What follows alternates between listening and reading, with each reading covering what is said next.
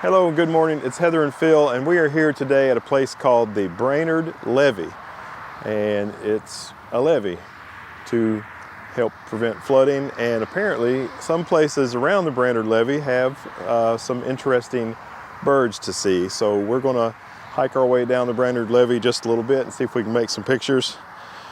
We've got a couple of bags full of gear. Heather has the Z50 and the 200 to 500, and I've got the R6 with the 100 to 500 and the 800 f11.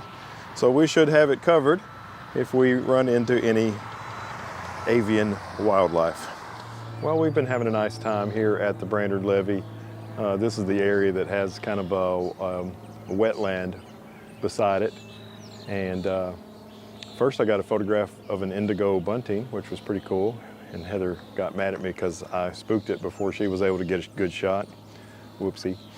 And then we came and saw an olive flycatcher, which is kind of rare. What was it? Olive-sided flycatcher. Here is the blue grosbeak that I was able to get a photograph of before I spooked it, before Heather could get a photograph of it. I always get those mixed up, blue grosbeak, Indigo Bunting. If I see one, I'll probably call it the wrong thing.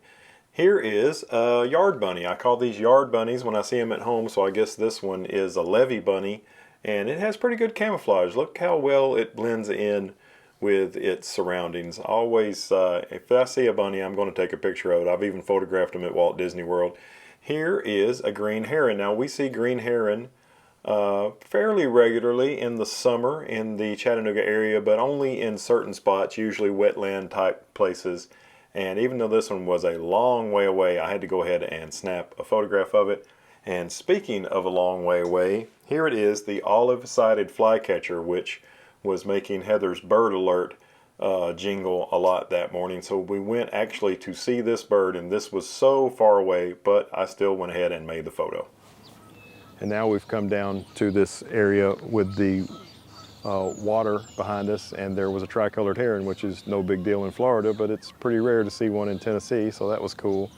And we saw a kingfisher, and I made lots of shots of Redwing Blackbirds, which are boring, but I think they're really beautiful. All right, here is Heather's photograph of a Redwing Blackbird. This is a male. The females are not nearly as dark in color, and they have a completely different color pattern.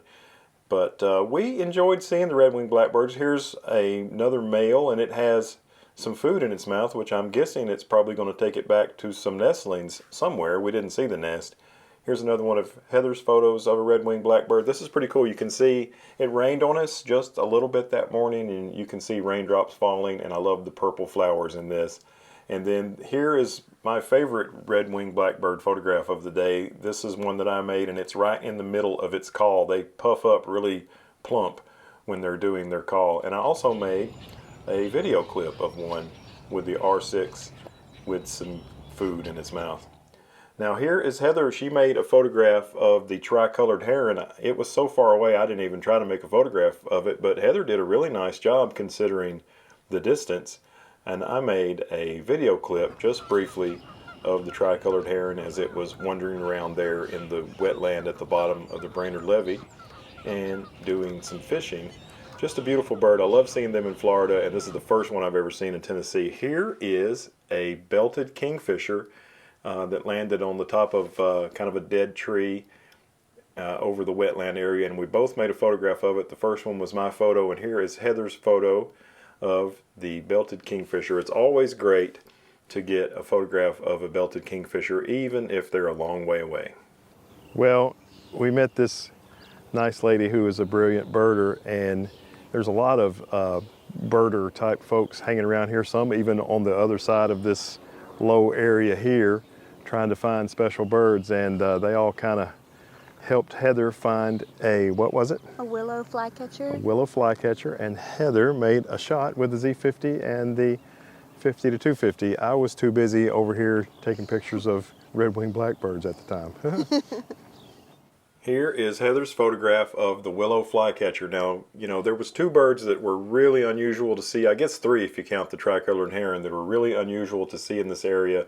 But Heather was the only one to get a really good photograph of one, the Willow Flycatcher.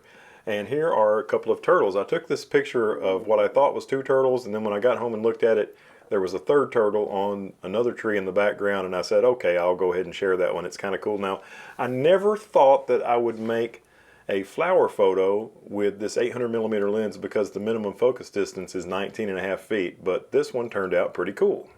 Okay, it's been a lot of fun here at the Brainerd Levee, but we are going to call it a day. So thanks for watching. Have a great day. And as always, we look forward to seeing you in the next one. Bye-bye. Bye-bye.